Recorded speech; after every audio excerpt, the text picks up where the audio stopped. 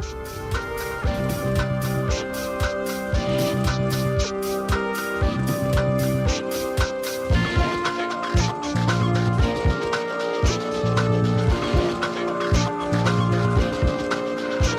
buenas noches, señoras y señores. Bienvenidos a otra edición del Péndulo por Unicanal, estrenando nueva escenografía. Bienvenidos a este programa. Hoy nos van a acompañar el doctor Federico Mora y Elizabeth Blandón para hablar acerca de la calidad de la educación superior. Federico Mora es viceministro de Educación Superior y Elizabeth Blandón es directora general del Instituto Colombiano para la Evaluación de la Educación. En el segundo bloque vamos hasta Colombia para hablar con el doctor Francisco Bernate, abogado de la familia Pecci en Colombia. Pues surgen nuevos hechos en la investigación del asesinato de Marcelo Pecci, ya que Estados Unidos también anunció que se involucraría en el caso judicial y pediría la extradición de los sicarios condenados en Colombia. Y el último bloque vamos a hablar con Silvio Weisbart, conferencista, director y profesor de la Escuela de Medios y Asuntos Públicos de la Universidad de George Washington en Estados Unidos, sobre el presente y futuro del periodismo, de la desinformación y el manejo de la noticia.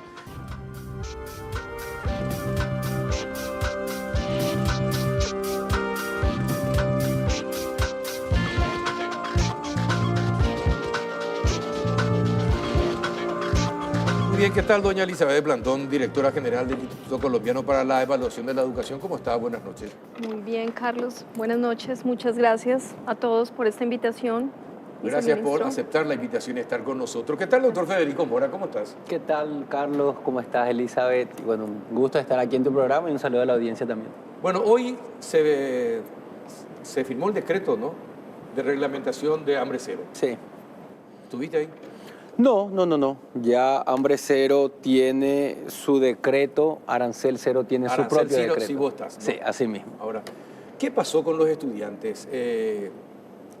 ¿Por qué el gobierno se acostumbró desde que inició su gestión en hacer las cosas y después, cuando se da cuenta que hay resistencia, abre las puertas al diálogo? ¿Por qué se acostumbró a actuar así en algunos casos importantes?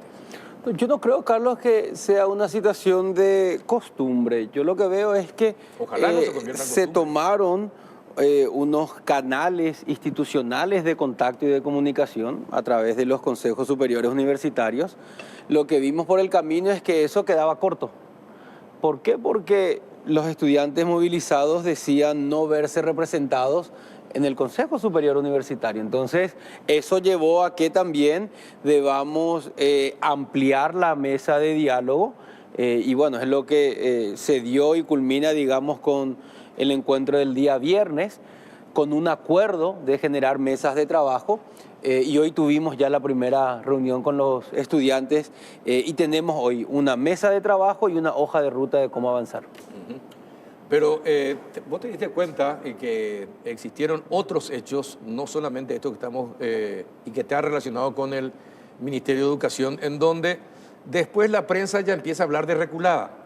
Y se termina, ese adjetivo se termina quedando pegado a los actos de gobierno. Sí. ¿Verdad? ¿Y qué significa? Que toman decisiones y después consultan con la gente y van avanzando de a poco. Primero parece que quieren atropellar y después se dan cuenta que hay resistencia y van para atrás haciendo lo que desde un inicio se debía haber hecho. Yo veo, Carlos, que también hay que decir, hay un proceso de aprendizaje en todo esto. Es decir, yo creo que no se genera una situación deseable ni cómoda para el gobierno, para la universidad, claro, para los estudiantes. Y para la sociedad. Yo creo que esto tiene que marcar también un aprendizaje y esto no nos puede volver a pasar. Ojalá que no, ojalá que no. Bueno, está aclarado, ojalá que no, que sea un aprendizaje donde rápidamente aprendamos porque tenemos que avanzar. Y vamos a hablar de lo que nos convoca ahora acerca de la evaluación. Yo no sé si Elizabeth sabe y conoce las críticas y los cuestionamientos que hay a las universidades en Paraguay. Se les llama universidad de garage, aquellas que piensan solamente en lo económico, en cobrar las cuotas mensuales a sus alumnos y dejando de lado la calidad educativa. En Colombia, ¿cómo se evalúa la calidad universitaria? Porque nosotros tenemos médicos que no saben muchas cosas, ¿verdad?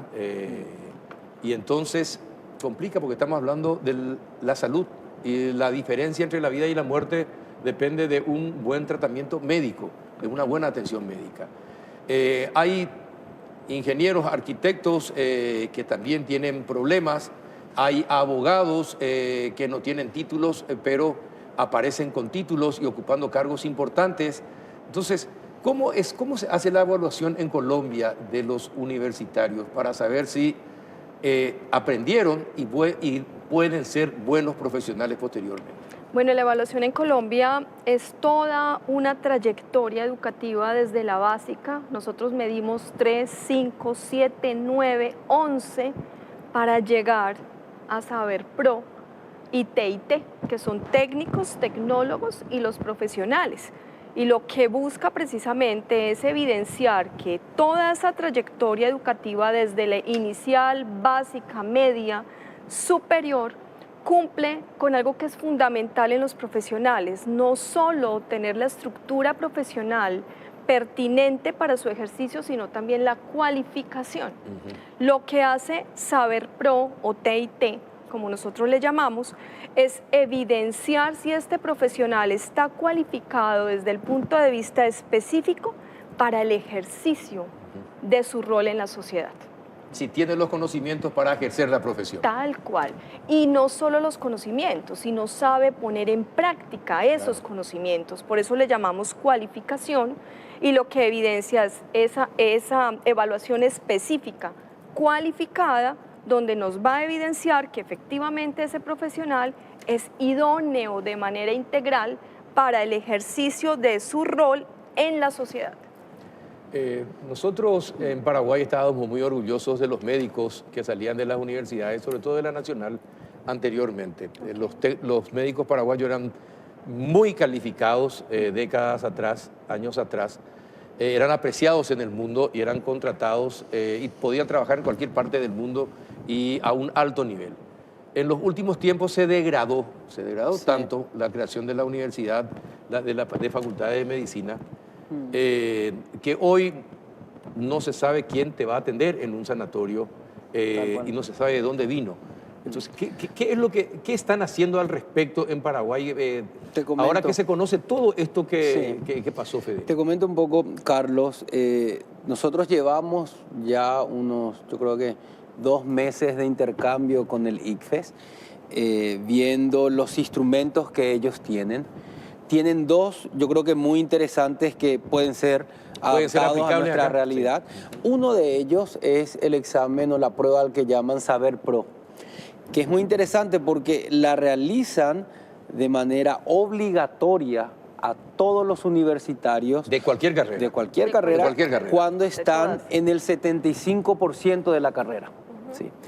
Y esta prueba tiene un capítulo de competencias transversales vinculadas a la lectoescritura, comprensión lectora, pensamiento lógico-matemático, ciudadanía inclusive, y tiene otro capítulo, otra batería de preguntas específicas de la carrera. ¿Sí? Es decir, si hablamos, por ejemplo, de medicina o de derecho, ¿qué es lo básico que debe saber todo estudiante? ¿Cuáles son esas 50 preguntas que debe contestar y que puede reflejar de que efectivamente este estudiante próximo a graduarse tiene, por una parte, las competencias transversales y por otra parte, las específicas también, ¿verdad? Entonces, lo que estamos haciendo con Elizabeth es intercambiar toda esa información, entender cómo funciona este mecanismo en Colombia. Mañana hay sesión del CONES. Yo la estoy invitando a Elizabeth para que nos acompañe a presentar lo que hace el ICFES y cómo funciona esta prueba en particular, y que si vemos que se adecua a nuestras necesidades, poder efectivamente traerla, y dentro de eso, ¿por qué no hacer que medicina sea el primer piloto? Claro, ahora, Elizabeth, en Colombia, ¿son evaluadas las universidades también, no solamente los estudiantes? Así es. Bueno, ¿qué pasa si alguna facultad, alguna carrera, en determinados momentos baja el nivel de competencia o de habilidades de sus alumnos. ¿Qué pasa con esa facultad? El resultado de los indicadores tiene doble vía. De hecho, la vocación de nosotros o la vocación del indicador no es evaluar al alumno, es evaluar el sistema. El sistema educativo. Identificar los debe que tiene el sistema en la trayectoria educativa, en toda esa trayectoria de formación que tuvo el niño, la niña o el joven, ¿de acuerdo? Cuando evaluamos Saber Pro, de hecho acá salieron los resultados en Colombia después de la aplicación, lo primero que ocurrió es ese proceso de autoevaluación y autorregulación que tiene el joven, porque es que eso también es un tema de responsabilidad. No es lo mismo cuando tú evalúas un Saber 11, donde es un niño aún, ¿de acuerdo? Donde no hay una estructura profesional, un Saber Pro ya es una persona responsable, es un adulto que debe ser responsable con su profesión, con ese rol social que va a tener, porque siempre todo va a terminar en la prestación de un servicio de carácter social independiente del rol que tengas o de la carrera que hayas hecho. Entonces, cuando está el resultado de esto y las instituciones educativas, las universidades, tal y como tú lo dices, identificas en qué puesto están, porque es inevitable sacar ese ranking y que inmediatamente se evidencie. Pasan dos cosas. Lo primero es que los niños o las niñas jóvenes empiezan a decir, ¿dónde está mi universidad? ¿Por qué no está en el primer lugar? Los papás. ¿Dónde está mi inversión? Estoy invirtiendo en la calidad de la educación de mi hijo. ¿En dónde está? ¿Dónde está esa universidad en la que yo estoy depositando todo ese esfuerzo económico por sacar un futuro profesional para que tenga mejor calidad de vida, restituya y tenga generación de valor individual y por ende colectivo? ¿En dónde está en la calificación? ¿Dónde está en el ranking? No se ve. Eso inmediatamente obviamente genera unas alertas impresionantes que claramente, ¿qué hacen las universidades? Los que sacan los 3 primeros puestos empiezan a alardear, ¿no? Con toda la razón, porque están sacando grandes profesionales con un muy buen puntaje, que lo que evidencia es que la universidad está cumpliendo con algo que es fundamental en materia de educación y es calidad. Así mismo. ¿De acuerdo? Cuando hay calidad, empiezas a cerrar temas de debes que tiene la sociedad, que tiene el sistema educativo con la sociedad, frente a equidad, cierre de brechas, generación de valor, de verdad donde se sienta un Estado y una sociedad que mejora su calidad de vida gracias a la educación. Qué bueno escuchar eso, Federico, porque acá lastimosamente hasta sospechamos que los universitarios compran sus notas. Sí. ¿Verdad? Y la evaluación que se puede hacer de las universidades acá en Paraguay no van a reflejar la realidad de lo que son las universidades. Nosotros tenemos en Paraguay un ranking de calidad en cuanto a las universidades. No tenemos, Carlos. Yo creo que hay que partir de que nuestro sistema tiene pocas herramientas de control y de seguimiento. Sabes que el proceso de habilitación lo hace el CONES, que le da la orden de salida, digamos, al inicio de una carrera. Luego deben entrar en la acreditación, pero la acreditación no llega a las competencias que recibe el estudiante. Es decir, no tiene cómo captar esa dimensión, ¿sí? La acreditación revisa cómo se desarrolló en términos de docentes, infraestructura, número de graduados, etcétera, pero no llega a cómo se evidencia en el estudiante. Entonces, por eso nosotros encontramos que esta herramienta que tiene el ICFES puede complementar, porque nos va a dar la perspectiva de cómo está el estudiante, cómo se refleja la infraestructura, el papel docente, la carga horaria, la rigurosidad de un plan curricular, su sistema de prácticas en los casos de medicina, etcétera. Y aquí vamos a poder reflejarlo en el rendimiento de esta prueba o de esta evaluación. Entonces, lo que nosotros vemos es que hay un espacio porque hay un debe, como dice Elizabeth, hay un pendiente dentro de nuestro sistema que es evaluar o fijarnos directamente en el estudiante. Entonces, de ahí que estamos en este intercambio, entendiendo cómo funciona esta herramienta, y ahí tendríamos un sistema donde por una parte el CONES habilita, ANEAES acredita, y esta prueba se fija ya en el rendimiento como tal del estudiante. Entonces vamos cerrando brechas dependientes y con el incentivo que genera, porque si el estudiante refleja la calificación, la universidad se preocupa en que el estudiante efectivamente se tome la tarea de prepararse y de generar los resultados que la universidad quiere reflejar. Porque claro, aquí se tiene que traducir la inversión y la universidad tiene que generar las condiciones para que ese estudiante llegue en condiciones a esa prueba. El tema es que en Paraguay se prioriza la cantidad y no la calidad. Todo esto tiene que ayudar a regular eso, Carlos. Y sí, pero el tema es que también hace años que venimos hablando de esto y siempre hay factores que evitan que haya mejor control.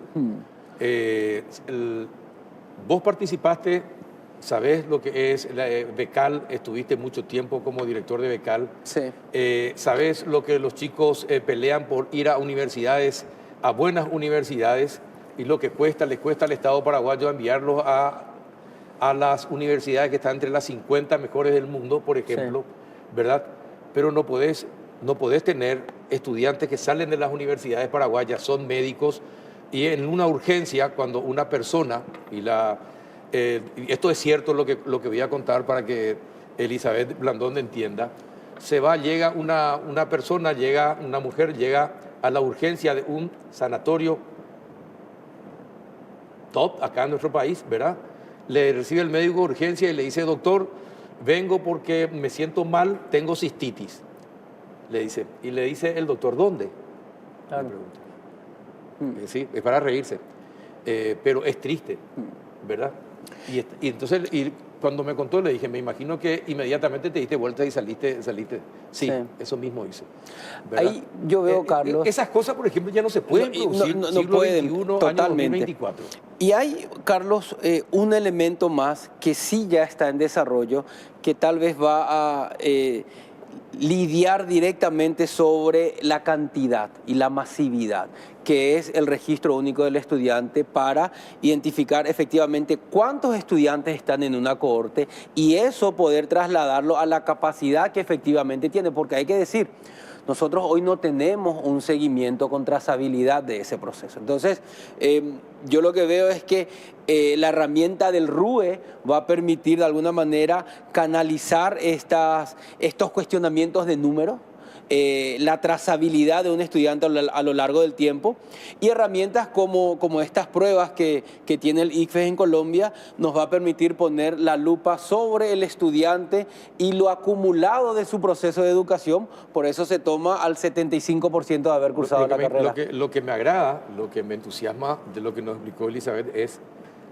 lo que en Colombia se refleja en la calidad del universitario y del profesional que va saliendo de la universidad, del sistema universitario, ¿verdad?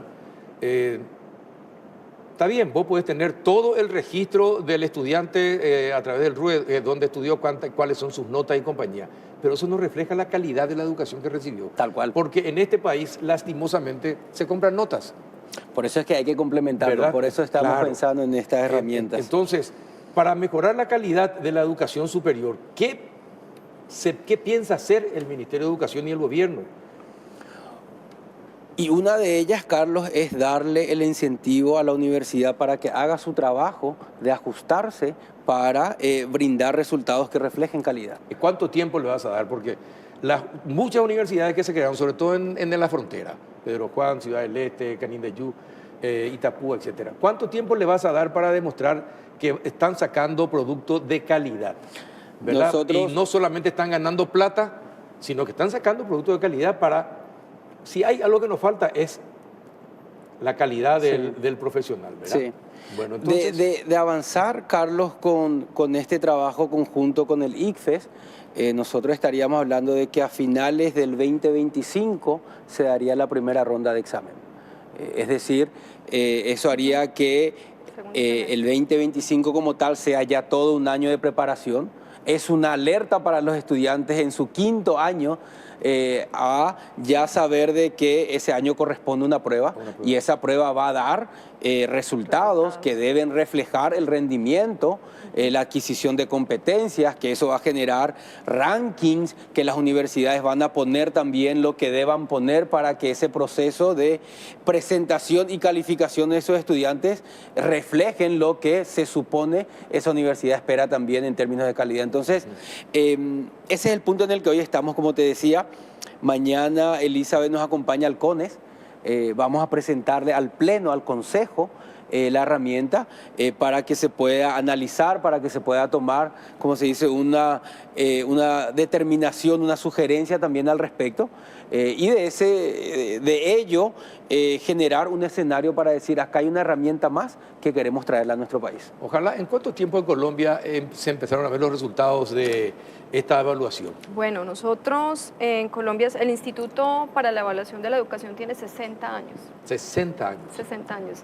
Estamos a tiempo de comenzar. Es un instituto maduro. Digamos que nosotros ya tenemos no un modelo, tenemos ya un ecosistema, Sí. ¿de acuerdo?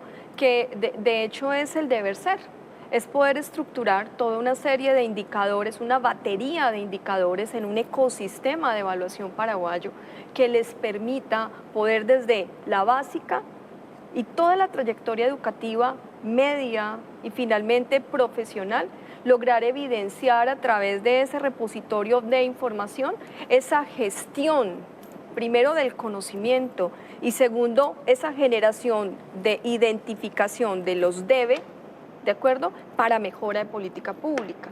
¿Cuánto puede estar demorando? Mire, eso depende. Cuando lo hablábamos con el viceministro, tenemos que hacer victorias tempranas. Las victorias tempranas son fundamentales y solo se logran cuando todas las partes interesadas codiseñan, que es una parte fundamental de este modelo de evaluación. No es un modelo de evaluación gestado desde el Ministerio de Educación, sin el codiseño de todas las partes interesadas, sin las instituciones educativas, sin los docentes, sin los rectores, no, bajo ninguna circunstancia, ni el de Colombia, ni el de Paraguay, ni el de ninguna ciudad, ni de ningún país del mundo puede ser elaborado de manera individualizada, tiene que ser codiseñada, cogestada, para que haya un proceso de retribución que al final genere un dividendo social, que es lo fundamental. Cuando tú hablas de calidad, estás hablando de dividendo social. No estás hablando de una retribución económica ni de un negocio, ni la educación, ni el derecho, ni la medicina, ni la economía, ni la veterinaria, ni ninguna carrera puede ser vista con esa mirada de retribución económica, porque es que ese es el problema y eso es lo que empieza a generar y a gestar procesos sociales malsanos en pro del ejercicio formativo que al final va a demostrar y va a generarle a una sociedad, a un ecosistema social, regional, una mejora en la calidad de vida de la ciudadanía, cuando de entrada tú estás gestando profesionales con calidad como dividendo social, no como retribución económica bajo ninguna circunstancia. Yo creo que la retribución económica es después, es cuando ese círculo virtuoso 360, después de un proceso formativo idóneo, con calidad, cualificado, sensible, social, participativo, en pro de la sociedad, genera ese profesional que cumple con el requisito globalizado y esa demanda que tiene tanto el sector privado como público a nivel global o a nivel regional, de acuerdo, de esos profesionales que van a generar valor al final. Como logra engancharse precisamente por ese proceso formativo integral, porque la palabra fundamental aquí es integral, pues obviamente va a lograr engancharse laboralmente y mejorar su calidad de vida gracias precisamente a que logra cerrar el círculo virtuoso, y ahí podemos decir que efectivamente hubo un impacto social. Claro.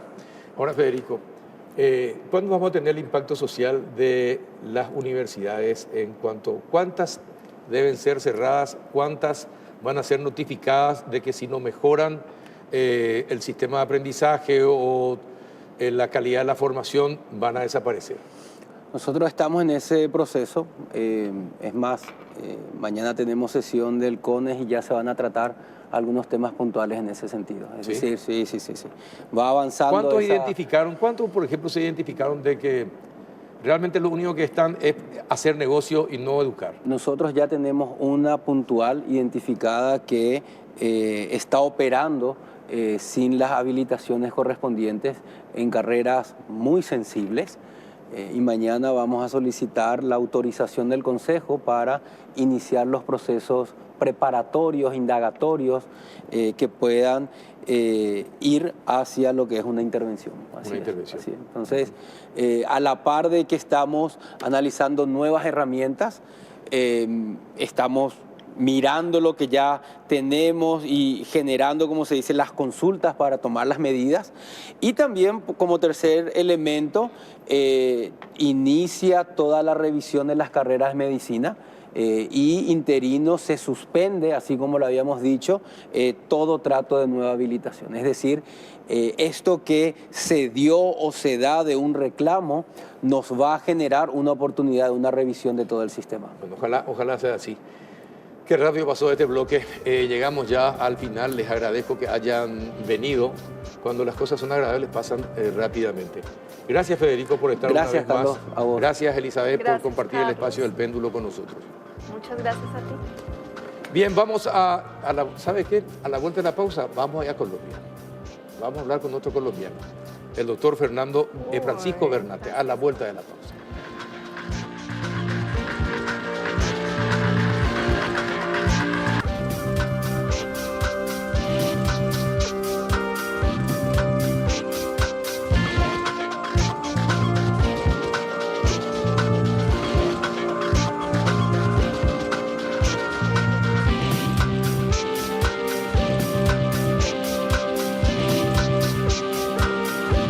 Bien, ya estamos en el segundo bloque esperando la conexión con el doctor Francisco Bernate, abogado de la familia de Marcelo Pecci en Colombia.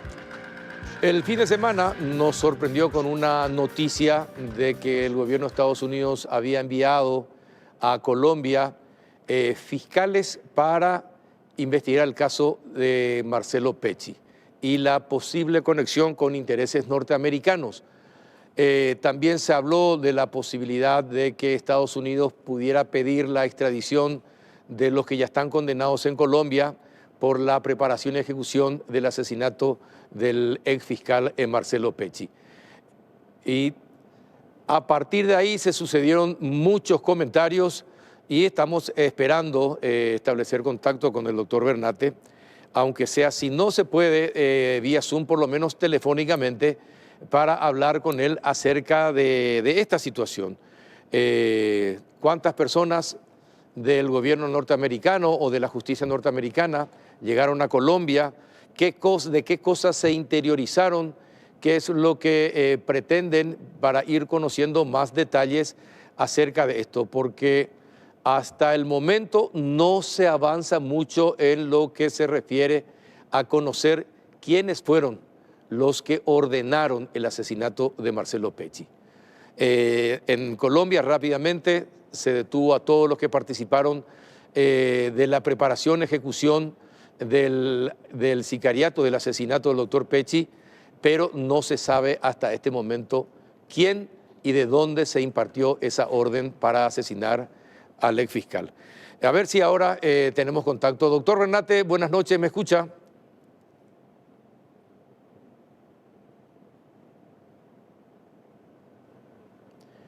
Bueno, todavía no tenemos el contacto con el doctor Bernate. Pero, en fin, esa es la situación de ese tema. Queríamos hablar con el abogado de la familia Pecci. Él también había confesado a medios escritos paraguayos que le sorprendió, también él se sintió sorprendido sobre la situación generada con la presencia de fiscales del sistema de justicia norteamericano preguntando sobre el caso de Marcelo Pecci. Vamos a ver si podemos tener más detalles al respecto enseguida.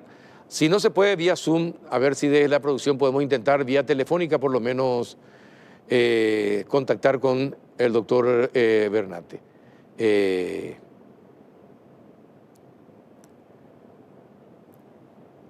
De alguna manera tenemos que contactar para tener el tema. Por lo tanto, a ver, el doctor Bernate había dicho a medios paraguayos que la hipotética extradición de los financistas del magnicidio de Estados Unidos depende de lo que concluya la delegación de la Fiscalía y la DEA que estaban de visita en Colombia.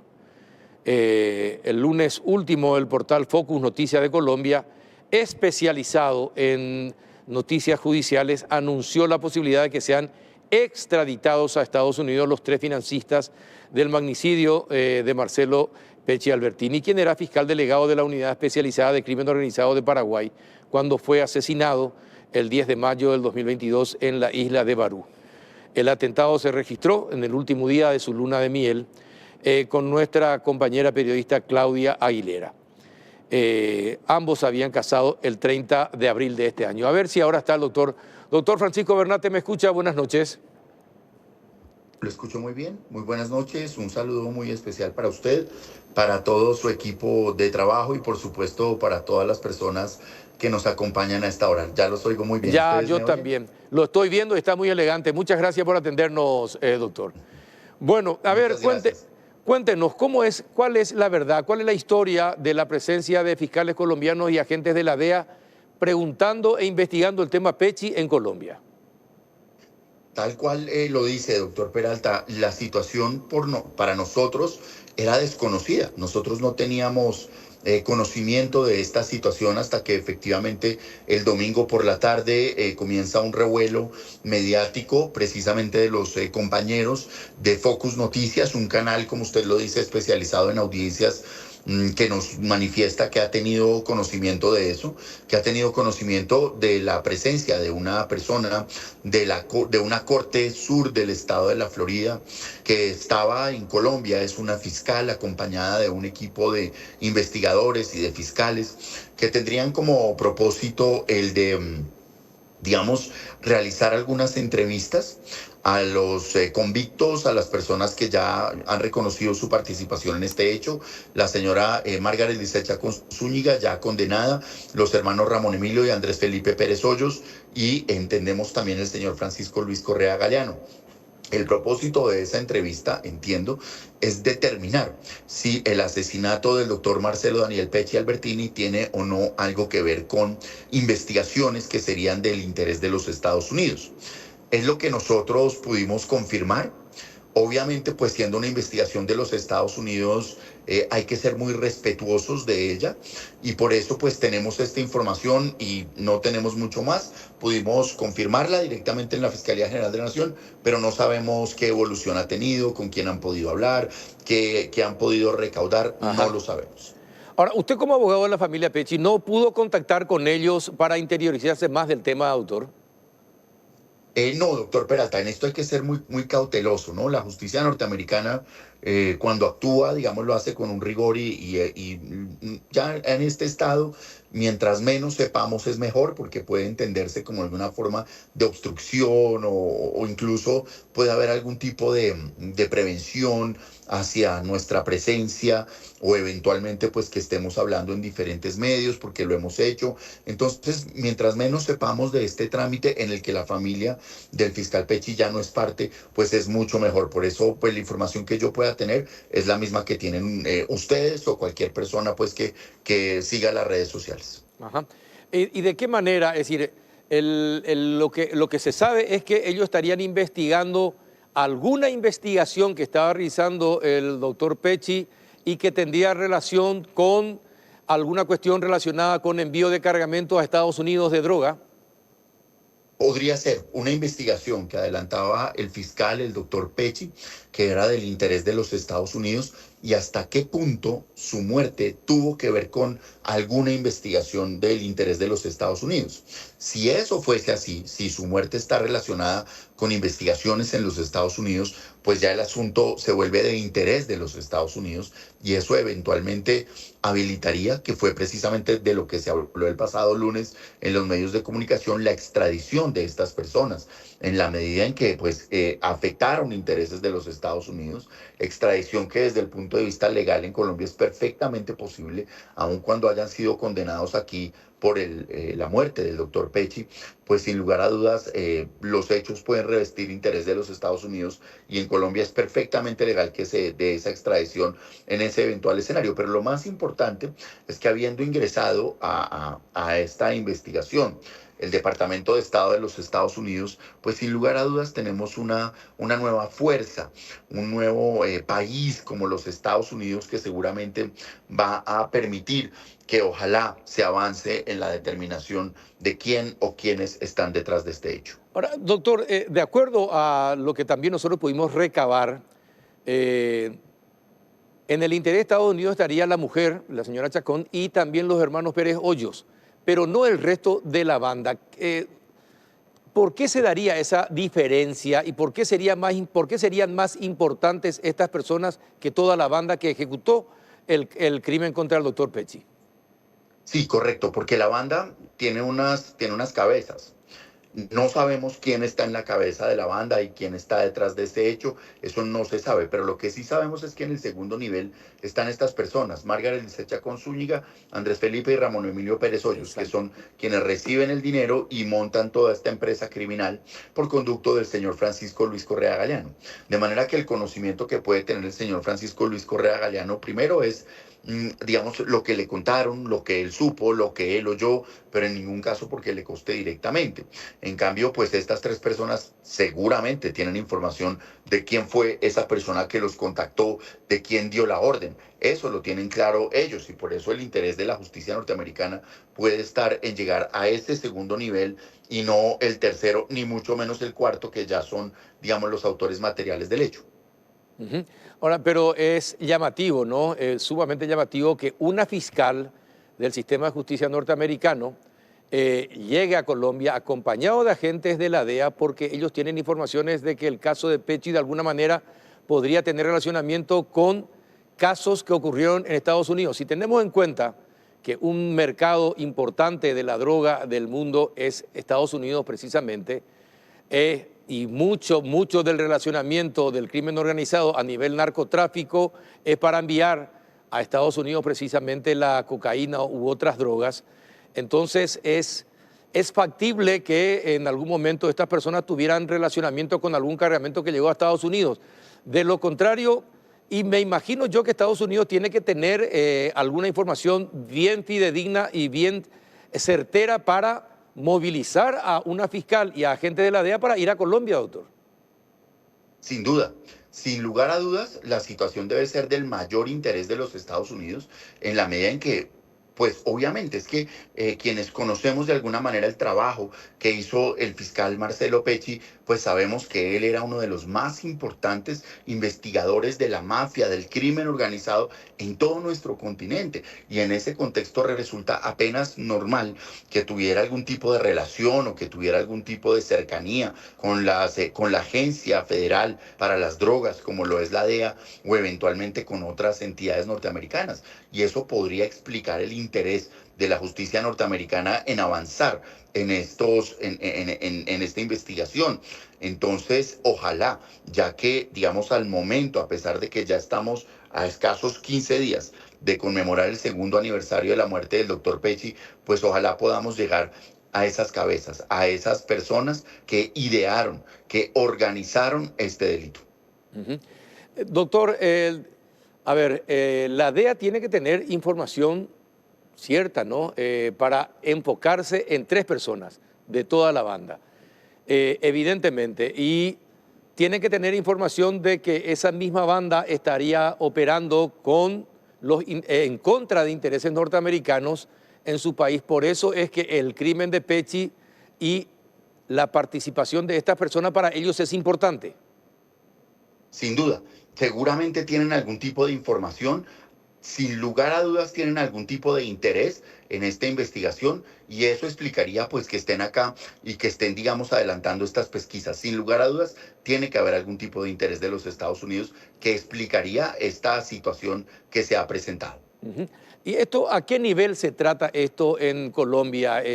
Por ejemplo, a nivel usted como parte del caso Pechi, tendría también participación en todo lo que la DEA podría conocer de los autores del crimen de Pechi y su relacionamiento con casos en Estados Unidos. ¿Usted podría acceder a esos datos? La respuesta es no. Esto se está manejando, doctor Peralta, al más alto nivel. Esto se está manejando directamente con la Oficina de Relaciones Internacionales de la Fiscalía General de la Nación, directamente con el fiscal que estuvo a cargo de esta investigación, el doctor Mario Andrés Burgos Patiño y su equipo, y nosotros no tenemos el más mínimo conocimiento, la más mínima llegada, no tenemos información ni contacto, ni podemos intervenir dentro de lo que sería esta actuación en forma alguna. Nos enteramos de la misma forma en que lo han hecho ustedes y lo único que nos ampara, lo único que esperamos es que ojalá esta situación pueda dar resultados positivos para la investigación, para las víctimas, pero no tenemos el más mínimo contacto. Ahora, doctor, ¿y si la aldea llega a saber quién estuvo detrás del crimen de Pechi? ¿Debería ser obligación de la DEA contar eso a las autoridades colombianas?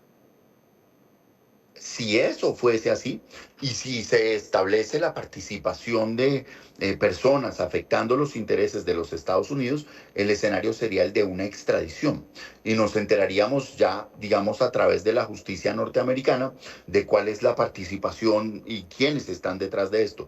Pero la DEA no está adelantando una investigación, digamos, en Colombia o en favor de la justicia colombiana. Está adelantando una investigación propia de la justicia norteamericana y ellos determinarán hasta qué punto tienen un interés y qué medidas van a tomar y es ahí donde nos enteraremos. Claramente cuando se trata de una investigación de este perfil, de este nivel, lo más importante, yo creo que lo más aconsejable es la prudencia absoluta de parte nuestra con miras a evitar que cualquier actuación se pueda interpretar como una interferencia.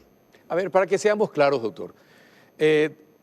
La DEA y la Fiscalía de Estados Unidos está averiguando sobre el caso Pechi porque estas tres personas que interesan a la DEA y a la Fiscalía de la Florida participaron en hechos relacionados que afectan a intereses norteamericanos y que habrían estado siendo investigados en Paraguay por Marcelo Pechi. Ese sería el caso, así se ligaría el tema, doctor. Así lo interpretamos, tal cual, no le agregaría una sola coma. Esa es la situación en la que nos enfrentamos hoy y la DEA tiene o mejor, en este caso la fiscal del sur de la Florida tendría un interés en entrevistarse con ellos a fin de determinar el móvil, la causa, el por qué el asesinato del doctor Pechi y si eso tiene alguna relación con investigaciones que fueran del resorte, del interés de los Estados Unidos de América, pues seguramente ellos adelantarían su propia investigación y dado que se afectaron intereses de los Estados Unidos, pues podría solicitar a las personas en extradición. Uh-huh. Bueno, doctor, hasta este momento nunca se avanzó para saber quiénes fueron los que le contrataron a los hermanos Pérez Hoyo, a la señora Chacón, al resto del equipo para el asesinato del doctor Pechi. Nunca se supo. Colombia en el mes de enero termina su proceso investigativo con 9 personas condenadas. La última fue la condena de Margaret Chacón. Luego obtuvimos el aval judicial para lo que sería el perdón parcial por el delito de homicidio al señor Francisco Luis Correa Galeano, que ya incluso está validado por 2 jueces de Colombia. Y en ese contexto, pues la intervención de Colombia termina. Y es así como un poco pasamos la posta a la hermana República del Paraguay por 2 razones muy sencillas. La primera es que la muerte del doctor Pechi, si bien se produjo en Colombia, no tuvo una motivación originada en Colombia. No fue un atraco, no fue una riña, no fue nadie en Colombia hubiera querido asesinar al doctor Pecci. Seguramente esas razones vienen de otro lugar, que no es Colombia. Y por eso es que Colombia entrega la posta a la hermana República del Paraguay para que con la colaboración de Colombia llegue a una hipótesis respecto de quién está detrás de Ajá. estos hechos. Y en eso estábamos avanzando. Sucede que viene tal vez en febrero una declaración donde se dice que el caso es de tal complejidad que ni Mandrake puede resolverlo. Entonces volvemos a llamar un poco la atención sobre la importancia de que haya una colaboración, sobre la importancia de que Colombia pueda facilitar todo lo que pueda para que la justicia paraguaya pueda avanzar. Y ahí estábamos hasta que sucede este acontecimiento en el que aparecen unas personas de los Estados Unidos con indagaciones sobre este caso. Ujú. Doctor, y dentro del grupo, quién fue la persona que se comunicó con los que ordenaron la muerte del doctor Pecci? Dentro de ese grupo criminal hay dos niveles. Esa persona que dio la orden llegó a los hoy convictos a los hoy convictos Andrés Felipe y Ramón Emilio Pérez Hoyos, y ellos pues involucran en esta situación a Margaret Licecha Conzúñiga, Sí. esposa de uno de ellos, y son quienes contratan al señor Francisco Luis Correa Galeano por una suma alrededor de $300,000 para que él organizara lo que tiene que ver con los sicarios que llevarían a cabo esta operación. Entonces, las personas que tienen un conocimiento que corresponde a ese nivel superior de esta estructura criminal son los hermanos Ramón Emilio y Andrés Felipe Pérez Hoyos. Ellos nunca confesaron con quién les ordenó matar al doctor Pecci. Estuvimos muy cerca de lograrlo. Tuvimos varias reuniones con ellos. Incluso en alguna participó algún familiar del doctor Pecci, donde les dijimos que extendíamos una mano generosa, una mano que permitía eventualmente que ellos tuvieran la mayor cantidad de beneficios posibles, la seguridad que se pudiera ofrecer, pero desafortunadamente ellos despreciaron esa mano y prefirieron asumir una condena, manifestaron siempre que esta era una situación que comprometía personas muy importantes, muy peligrosas y que temían por su vida, que preferían llevarse la condena completa de 25 años como sucedió antes de delatar a esas personas. Y esa es la situación. Por eso digamos, por esa vía no se avanzó mucho más. Ahora, increíble. Gente que organiza crímenes, casos de sicariato, que no dudan en contratar para matar a otras, tienen miedo de alguien mucho más poderoso. Eso es lo que queda flotando con lo que ellos expresaron, doctor. Es lo que queda claro, es lo que queda claro. Todas las personas que accedieron a unos beneficios de colaboración por este hecho han referido que temen por su vida. Correa Galeano hoy en día está recluido en las mismísimas instalaciones de la Fiscalía General de la Nación, lo cual da cuenta pues del peligro que él corre. Han manifestado que las manos que están detrás de esto son muy peligrosas y obviamente que las circunstancias de tiempo, modo y lugar en que se desarrolló este crimen pues no dejan duda al respecto. Esto fue una cuestión de criminalidad organizada, de una criminalidad de alto impacto, de alto alcance, de un altísimo nivel de peligrosidad y por eso seguramente todos están aterrados literalmente de hablar. Ujú. Bueno, ¿y quiénes en la región, doctor, serían tan poderosos como para que le teman hasta ese extremo estas personas que prefieren estar en la cárcel que afuera? Sí, bueno, y no estar en la cárcel poquito tiempo. La posibilidad en ese momento que tuvimos esa reunión con ellos pudo llegar incluso a un perdón total, o sea, era estar en la calle o estar presos 25, 30 años y prefirieron llevarse eso, pero jamás dieron Un nombre. nombres, jamás dieron pistas, jamás absolutamente nada. Entonces, pues es ya un aspecto que tendrá que validar la justicia paraguaya, con la colaboración de la justicia colombiana, Ahora, si ni la una ni la otra pueden llegar, yo sí tengo claro que la justicia norteamericana puede marcar la diferencia y si están interesados en esto, pues pueden llegar a ese eslabón final de la cadena que es el que nos falta. Doctor, a ver, uno le escucha a usted y después observa cómo Colombia rápidamente actuó a nivel de justicia para detener, juzgar y condenar a los autores del asesinato de Pechi. En en las investigaciones no se pudo determinar en el estudio de los teléfonos de los celulares algún contacto con Paraguay, algo que pudiera orientar sobre quiénes serían los responsables morales, los que ordenaron el asesinato. No, nunca. Nunca, lo único que se oyó fueron las palabras del señor Correa Galeano, que apunta a un ciudadano de nacionalidad china, que apunta a otras personas, pero digamos, muy en el marco de una especulación, muy en el marco de lo que él cree haber oído, de lo que él cree haber entendido, y hasta ahí, pero nunca se encontraron llamadas, correos, mensajes que provinieran de Paraguay o de cualquier otro país, hasta donde tenemos conocimiento, no. No, todos los datos fueron enviados de la justicia colombiana, de este caso, fueron enviados a la Fiscalía de Paraguay.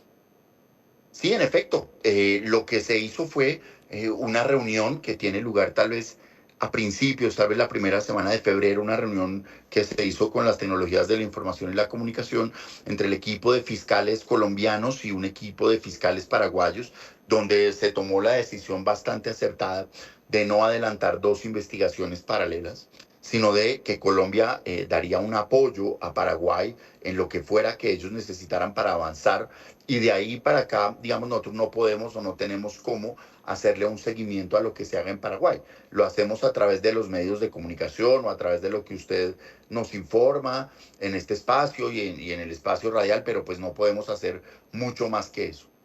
Ujú. Bueno, ¿y qué le parece, usted que está ahí en Colombia, qué le parece la investigación que se realiza en Paraguay?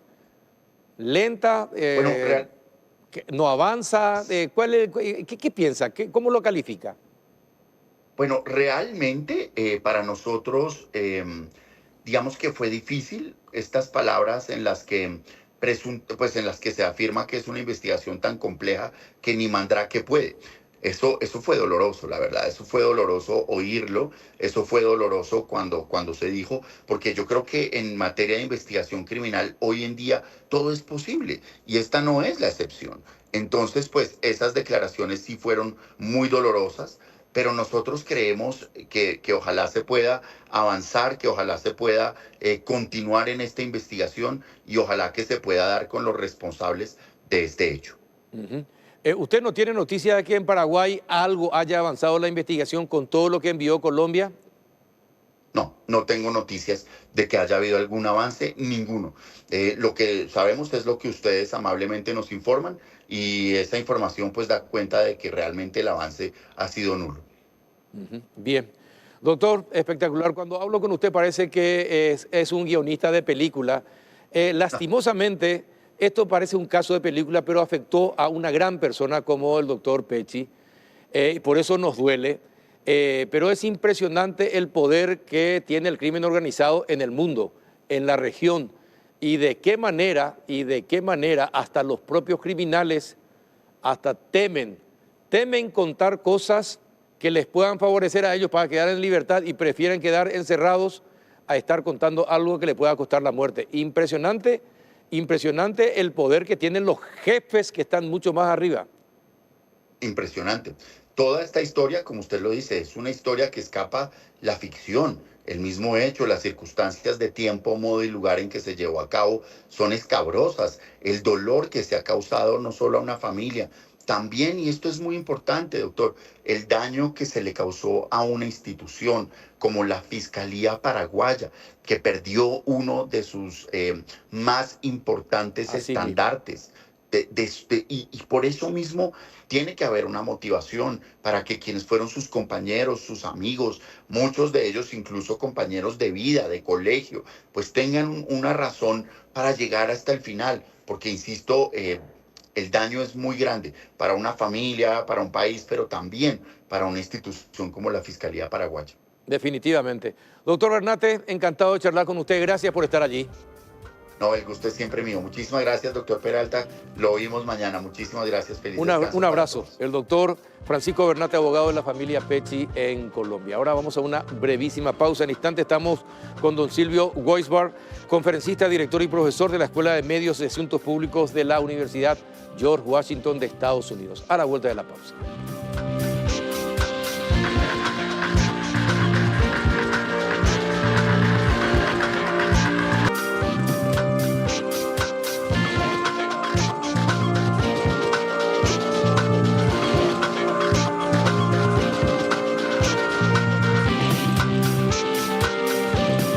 Regresamos al último bloque del péndulo y ya estamos en compañía de don Silvio Weisbach, conferencista, director y profesor de la Escuela de Medios y Asuntos Públicos de la Universidad George Washington en Estados Unidos. ¿Qué tal, don Silvio? Buenas noches. Hola, ¿cómo está? Un placer estar acá. Igualmente, gracias por venir. Gracias por estar con nosotros.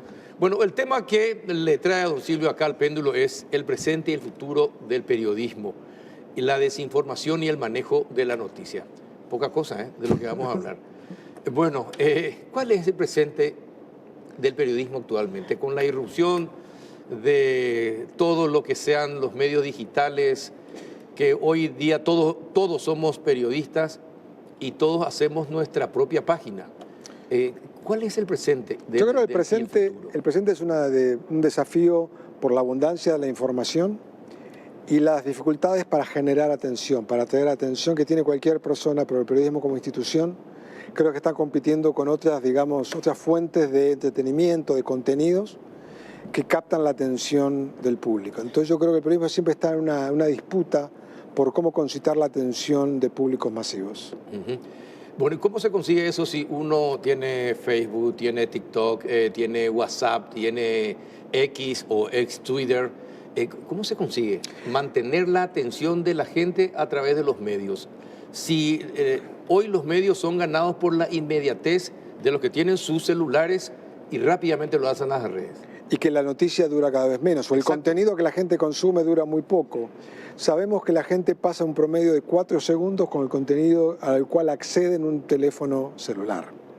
En una computadora tradicional eso varía. Entonces, ¿cómo se le gana eso? Que la atención cambia constantemente, que los contenidos cambian constantemente y que las reglas del juego no son impuestas por el periodismo, sino por los medios sociales, que son los que determinan qué contenidos, en qué duración, en qué orden, en qué secuencia la gente va a encontrar contenidos de todo tipo, periodísticos y no periodísticos. Bueno, y eso conlleva a una pérdida de la calidad y la credibilidad del periodismo también. Yo creo que no necesariamente. El periodismo puede hacer un periodismo de calidad si se lo propone, si tiene las condiciones, lo cual, el problema es que no necesariamente eso va a ser compensado con atención, digamos, que la gente le presta a esto. Estamos en un momento de información donde convive información de alta calidad, alta producción, con cuidado, con fuentes, con información que son opiniones totalmente personales, humores, digamos. Entonces, el periodismo está compitiendo en una situación donde las reglas no son impuestas por el periodismo, sino por lo que la gente o las redes sociales prefieren. Bueno, ¿y cómo el periodismo tiene que recuperar su protagonismo? Protagonismo, hablarle a la gente, ser más personal, hablarle de historias que a la gente le interesan, tratar de entender en un lenguaje que la gente entienda, digamos, y que le preocupe, más que hablar de una posición, digamos, donde la gente viene al periodismo.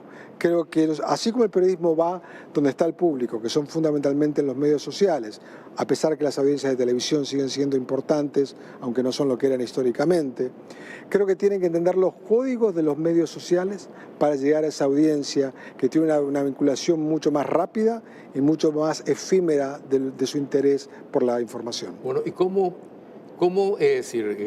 seguir manteniendo profundidad y contenido en poco tiempo? Se le puede hacer, es un proceso doble. Primero concitar la atención, traerlo a un medio periodístico, traerlo a televisión, traerlo a la radio, traerlo a un sitio de noticias y después dar la información más en profundidad. ¿Por qué? Porque la atención cada vez es más breve. El tiempo que estamos dispuestos a darle algo, a un titular, donde la gente lee un titular y no necesariamente lee la información. Sí. Pero esto plantea un desafío ya no es tan nuevo, digamos, de cómo atraer la atención y mantenerla dentro de un sitio periodístico, mantenerlo dentro de una nota. Creo que el periodismo sigue experimentando con formas de hacerlo y no le ha encontrado la vuelta justamente a eso. ¿Y por qué es tan difícil encontrarle la vuelta? Porque ha sido el gran descubrimiento de las redes sociales, que la gente lo que quiere es atención constante sobre información que dura muy poco y que la mantiene en cierto nivel de confort, de entretenimiento, de placer, digamos, que eso es lo que nos da, porque estamos pegados, fijados, digamos, en un teléfono que nos está tirando información que constantemente cambia.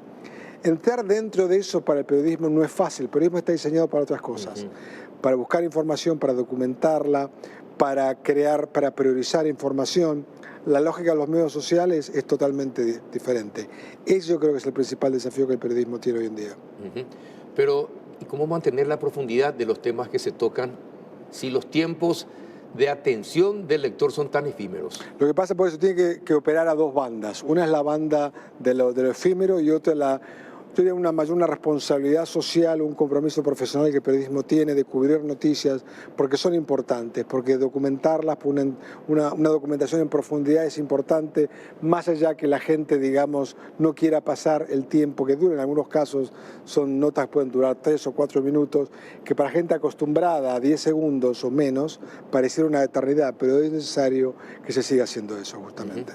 ¿Y la gente lo aprecia? ¿Todavía, yo creo que todavía sí. Hay un sector importante que lo aprecia? Yo creo que sí, que si son notas que están bien contadas, bien narradas, que son conversaciones interesantes, que son relevantes para el público está más dispuesto a prestarles, digamos, atención, a darle su tiempo. ¿Y cómo decir? Pero esto nos deja también,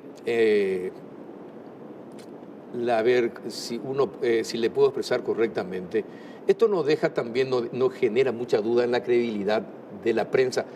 ¿Qué pasa? ¿Cuál es el futuro de la prensa escrita? El futuro de la prensa escrita seguramente no es un futuro de papel de diario, eso ya lo sabemos hace tiempo, pero sí es un futuro, digamos, en los cuales en momentos claves la gente sigue recorriendo el periodismo. Cuando las papas queman, cuando la información es interesante, cuando hay un boom informativo, la gente va al periodismo, televisión, radio, periodismo digital. No solamente depende de los medios sociales. En segundo lugar, en temas que a la gente sí le interesa, que le compite, que le afecta a su vida, su salud, su trabajo, el transporte público, son temas donde la gente tiene interés y recurre al periodismo, que no se alimenta únicamente de medios sociales. Porque hay un interés de que los medios sociales son para más cosas de todos los días, para una cosa más de entretenimiento. Pero temas que son relevantes, creo que todavía hay un depósito de confianza en lo que es el periodismo. Esas son las oportunidades que el periodismo tiene para, digamos, contar historias, contar noticias que son importantes para la gente. Ahora, profesor, si a todo esto agregamos un elemento que siempre existió, pero que ahora se ha multiplicado y se demuestra más claramente, es la irrupción también en la prensa normal, en el periodismo cotidiano, de nuevos jugadores, de gente ligada a la política, a la economía, a los deportes también, y también al crimen organizado, disfrazándolo de compañías, etcétera, etcétera. ¿Cómo mantener la credibilidad en esas condiciones y en esa situación? ¿Y cómo hacer buena prensa en esos lugares donde estos nuevos jugadores ingresan? Yo creo que la fórmula es la vieja fórmula del periodismo, haciendo periodismo de calidad. Más allá que la gente no necesariamente sepa distinguir o confunda lo que es periodismo hecho en serio y periodismo que pareciera ser periodismo, pero en realidad es otra cosa, ¿vale? Sí. Tiene otros objetivos. Frente a eso yo creo que no hay opciones fáciles. La única opción, digamos, es que cierto público que busca información de calidad, veraz, siga apostando a ese periodismo. El resto creo que es un problema que excede lo que el periodismo puede hacer, honestamente. ¿Vale? Si la gente cree que algo es periodismo cuando en realidad está motivado por otros intereses y que no es de calidad, que no apunta a la veracidad, que cuenta cosas irreales o una versión totalmente parcial de la realidad, frente a eso yo no creo que el periodismo pueda hacer mucho, sino que redoblar los esfuerzos en lo que el buen periodismo siempre ha hecho. Bueno, ¿y qué pasa con los nuevos periodistas, es decir, los nuevos jugadores que están acá? que están acá en las redes y que tienen sus espacios, que tienen su televisor, tienen sus radios, sus canales de YouTube, y 24 horas y todos los días bombardeando, y encima pagados y con su propia agenda, que no es la agenda nacional ni la mejor de las agendas, sino una agenda muy particular y basada sobre todo en economía. El periodismo puede mostrar esas realidades al público. Yo diría, digamos, mostrarle que eso, lo que aparentemente es periodismo, en realidad no es periodismo, es otra cosa. El periodismo de investigación, el periodismo más de atención, creo que es importante para educar al ciudadano común, a cualquiera de nosotros, sobre cómo funciona ese, entre comillas, pseudo periodismo, que en alguna forma siempre existió en América Latina. Pasa que hoy es mucho más fácil hacerlo por las plataformas mismas que parecen eso, genera público, genera atención y hay, digamos, recursos detrás.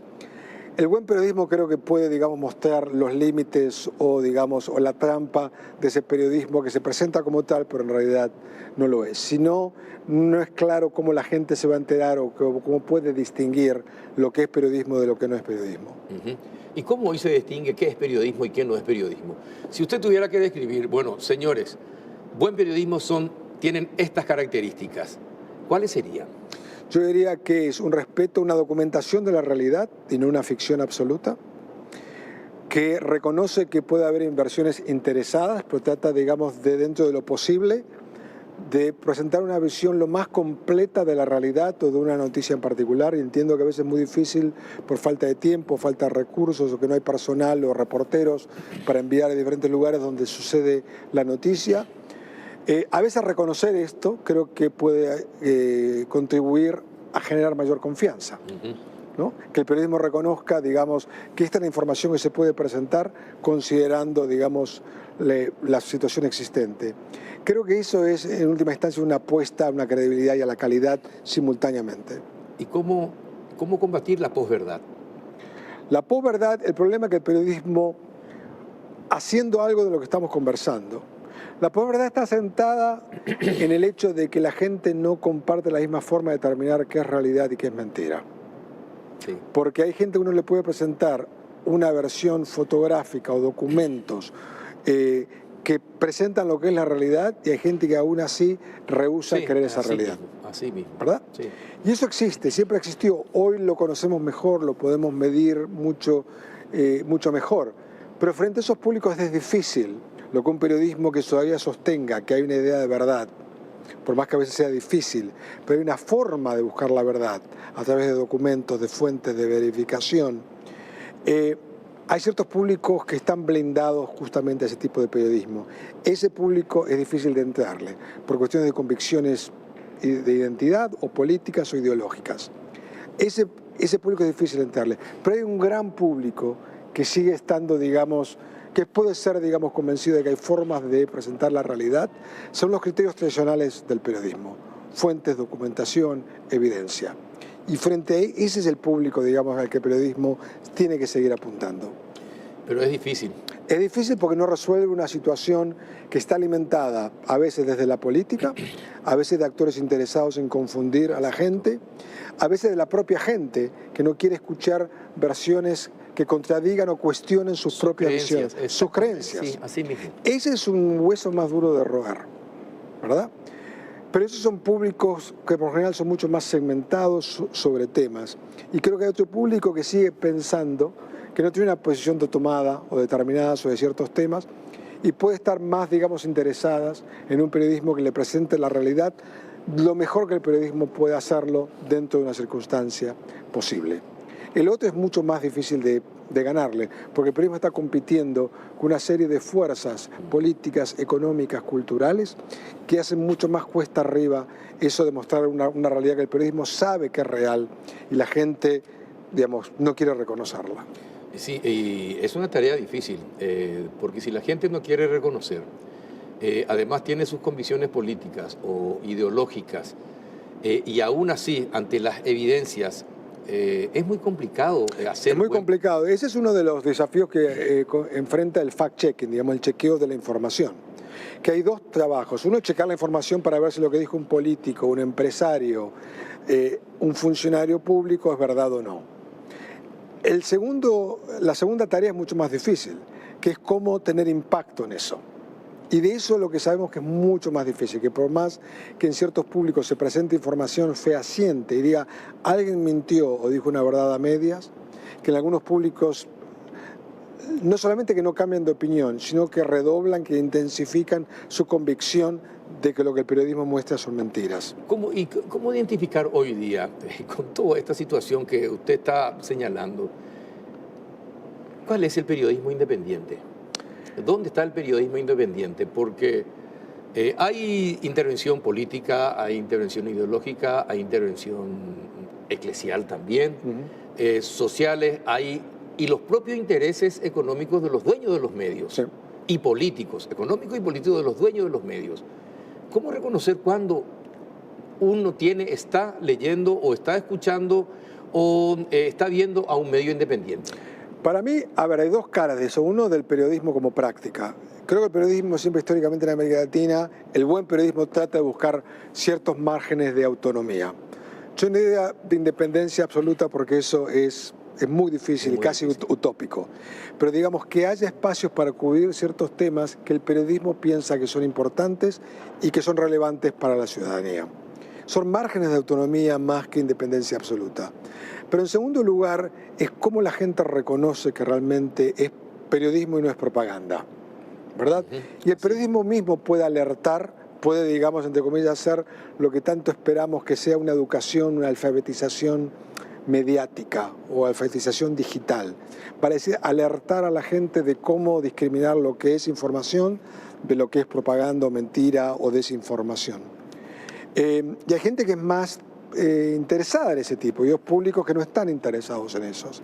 Para mí eso, digamos, es el desafío constante, tanto de cómo generar espacios de mínima independencia o autonomía y cómo, digamos, tratar de convencer o persuadir a la gente que hay periodismo creíble, cómo está, digamos, cómo está hecho, y otro periodismo que en realidad tiene otros propósitos. Ahora, es muy difícil si no hay educación escolar que le ayude a uno a manejar esos conceptos. Por eso esos conceptos es muy difícil. Pero eso es una tarea de un país, no es una tarea de un periodismo. Vale decir, el hecho que pasamos gran parte de nuestra vida mientras estamos despiertos, consumiendo información, ¿verdad? Estamos 5 o 6 horas promedio pegados a un teléfono justamente. Eso genera la responsabilidad para la sociedad, no para el periodismo únicamente, de cómo se educa una población, constantemente educación escolar o educación de adultos, formación, de tratar, digamos, de enseñar cuáles son las formas o las trampas o las limitaciones que tiene la información digital. Esto, por eso lo que decía antes, va más allá de lo que el periodismo puede hacer. El periodismo tiene un rol importante en esto, pero esto va más allá de lo que el gobierno, una sociedad, decide hacer para tener, digamos, ciudadanías que digitalmente están educadas, para decir que entienden cuáles son los riesgos de consumir información que no necesariamente es verdadera. Sí, para eso hay que cambiar, es decir, para eso, por lo menos acá en Paraguay, tenemos que hacer una profunda reforma educativa, porque tenemos muchos analfabetos funcionales, lastimosamente, en Paraguay, que no manejan conceptos. Saben sumar, saben restar, pueden leer un texto, pero no manejan conceptos. Entonces, es un caldo de cultivo excelente para cualquier tipo de radicalización. Por eso el cambio de la formación curricular, pero esto afecta solamente a gente, digamos, de 5 a 18 años, más acorde a una sociedad digital, es fundamental. El tema es no solamente qué se hace con eso, sino con gente mayor de 18 años, cómo, digamos, educarlo. Hay una serie de programas, de iniciativas comunitarias para educar a diferentes poblaciones, para, entre comillas, digamos, avivarlo más de cómo es la información digital, la fuente. La inteligencia artificial complica esto aún mucho más. Y esto para mí es un tema clave. Sí. No solamente hemos resuelto los desafíos de la comunicación digital de los últimos 20 años que estamos a punto de enfrentarnos, con un tema aún mucho más complejo, que es cómo distinguir información, videos, audio, verdaderos de totalmente artificiales. ¿Usted se imagina los medios sensacionalistas que existieron siempre con la inteligencia artificial? Que le inventen al profesor Silvio otra voz. Exactamente. O le inventen una O cosas que yo nunca dije. Sí, o cosas que yo no dije. Cosas que usted no dijo, una reunión donde usted no estuvo. Exactamente. ¿Verdad? Que eso hoy en día es relativamente fácil de hacerlo. Sumamente riesgoso. Pero no solamente a ciudadanos comunes, sino a políticos. Totalmente. A gente famosa, que ya de esto está ocurriendo. Está ocurriendo. ¿Cómo desvirtuar lo que un candidato dice o no dice? Frente a eso no tenemos respuestas fáciles. Vale decir, alguien puede protestar y decir, no, eso no ha sido verdad, pero eso ya tiene patas largas, lo que realmente se produjo como información falsa. Sí. No tenemos protección legal, no tenemos protección, digamos, corremos en desventaja de rectificar información que ya fue lanzada, entonces uno corre detrás de algo que ya fue dicho. Y frente a eso estamos totalmente, no tenemos preparación, sí, ¿verdad? Estamos a oscuras. Siempre la tecnología va más rápido que la sociedad o la política reacciona frente a los desafíos de la tecnología. Estamos ahora comenzando, ya estamos más del borde, que los desafíos de la inteligencia artificial no tenemos ninguna respuesta. ¿Debemos regular la inteligencia artificial en el periodismo? A ver, el periodismo tiene que ser hacia adentro el mejor árbitro de cómo utilizar la inteligencia artificial. Esto no puede ser determinado por un gobierno o por una empresa. El problema es qué pasa en la sociedad en general. Vale decir, hay otros desafíos, y esto lo hablamos que es un desafío ético. El periodismo puede generar información de forma artificial. Hay casos, digamos, de que la información que se produce fue generada y es verdadera, no es, digamos, ficticia. Está basada sobre información verdadera. Resultados de deportes, información meteorológica, información financiera puede ser generada automáticamente por inteligencia artificial, información fehaciente. El problema no es el problema es cuando se genera información donde uno puede generar información que no tiene visos de realidad, el anunciador, el conductor... Para perjudicar a algún sector, a alguna persona, algún grupo económico, político. Y eso lo que mina es aún más la credibilidad del periodismo. Entonces el periodismo tiene que acercarse a la inteligencia artificial con mucho cuidado, porque lo que puede hacer es vulnerar la credibilidad que el periodismo todavía tiene, o cierto periodismo tiene, con un público que dice, bueno, hay una persona real de carne y hueso que me está diciendo las noticias, son noticias reales. Cuando el video no es auténtico, es falseado. Cuando los sonidos, el audio es falseado. Cuando las fotografías no son reales. Ahí entramos en un territorio donde el periodismo puede perder su propia credibilidad. Sí, porque es una total falta de ética. Exactamente. Si todo eso ocurre, es una total falta de ética. Ahora, ¿y qué piensa de los presentadores de noticias que no existen, pero son creados por la inteligencia artificial? Que no son de carne y hueso, pero están presentando noticias. Eso puede ser yo siempre digo que eso puede ser una alternativa para cierto periodismo de producir noticias de forma, digamos, muy económica, muy barata. Pero lo que sabemos, especialmente en televisión y radio, y usted es un muy buen ejemplo de esto, la gente tiene una relación casi personal con el presentador de noticias. Y la inteligencia artificial puede, digamos, a no entender que la vinculación que la gente tiene con noticias, especialmente en radio y televisión, es la credibilidad que le tiene a un locutor, una locutora, un anunciador, anunciadora o a un conductor de programas de televisión. Ahí reside, digamos, ese enlace. Y usted lo sabe mucho mejor que yo. Vale decir, ese tipo de vínculo que se genera entre una persona real que le habla a un público real, ese es gran secreto, es parte de la fórmula de la credibilidad que la noticia tiene para cierto público. La inteligencia artificial, priorizando una forma de hacer algo de una forma económica, puede generar algo que no genera un vínculo personal cercano a pesar de la distancia con presentadores y con periodistas. Eso para mí es clave. ¿Cuáles son los riesgos del periodismo actual, de los periodistas actualmente? ¿Y cuáles son los riesgos que tienen? Los riesgos, depende del tipo de periodismo que se haga. Hay cierto periodismo que se hace en América Latina que tiene un riesgo de intimidaciones y problemas de seguridad. Vemos muchos casos, desafortunadamente, todavía en México y en otros países. Asesinato de periodistas. Claro, ¿no? Intimidaciones. Todas las investigaciones. Y otro, digamos, de ese tipo de violencia y también violencia retórica, vale decir, de tratar de intimar a periodistas que publican verdades no convenientes, digamos, o que no muy cómodas para ciertos sectores. Pero para mí el problema es cómo ser relevante, cómo uno siga haciendo un periodismo que le importa a la gente porque le permite a la gente no solamente entender su vida, sino entretenerse, informarse de cosas, digamos, para que la gente usa la información, la usa para múltiples usos. Para mí ese es uno de los desafíos, cómo en una avalancha de información y la atención o distracción constante de los medios sociales, el periodismo sigue siendo relevante para un público importante. Un desafío tremendo, es decir, mantener la credibilidad, mantener la atención de la gente y estar siempre cercano a la gente, es decir, este medio cuenta la verdad, me dice la verdad, yo confío en este medio. Es un desafío tremendo. Sí, especialmente cuando estamos sacudidos, la ciudadanía, con bombardeados con distintos tipos de información. Encima que te generan cada mal humor que te genera lo que uno lee. ¿Es así o no es así, don Ciro? Sí, genera así, aparte de lo que sabemos que crecientemente la gente trata de evitar malas noticias, lo cual pone al periodismo en una situación muy particular. El periodismo tiene que contar malas noticias. Sí, tiene que contar. Porque es importante. Pero lo que sabemos especialmente más, aún hoy en día, que la gente trata de evitar noticias que lo bajonean a uno, ¿no?